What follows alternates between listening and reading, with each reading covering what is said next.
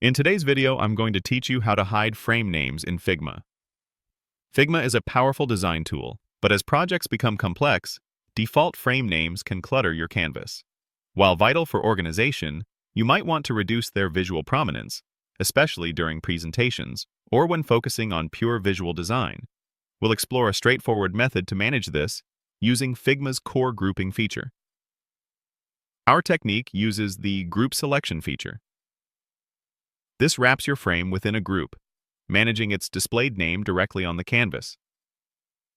While the original frame name isn't erased from your Layers panel, it strategically alters the immediately visible name on your design board. To begin, open your Figma project and navigate to the canvas. Select the frame whose name you wish to manage by simply clicking on it.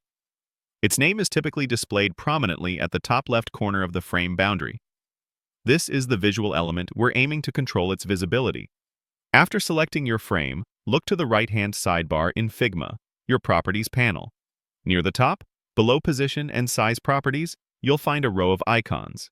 Locate the Group Selection icon, which usually depicts a rectangle with two smaller offset rectangles, symbolizing the grouping action.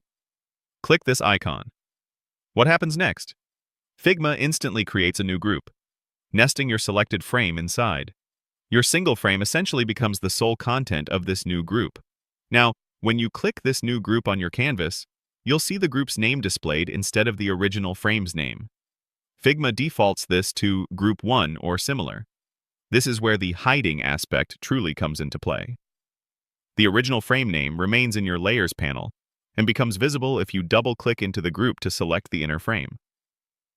However, by selecting the outer group, its group name is displayed on the canvas, giving you more control over the immediate visual information presented. For enhanced clarity, immediately rename this new group. You can use a generic name like container, or even leave it blank by hitting the spacebar, then enter. However, a descriptive name is generally recommended for maintaining a well-structured file for yourself and collaborators.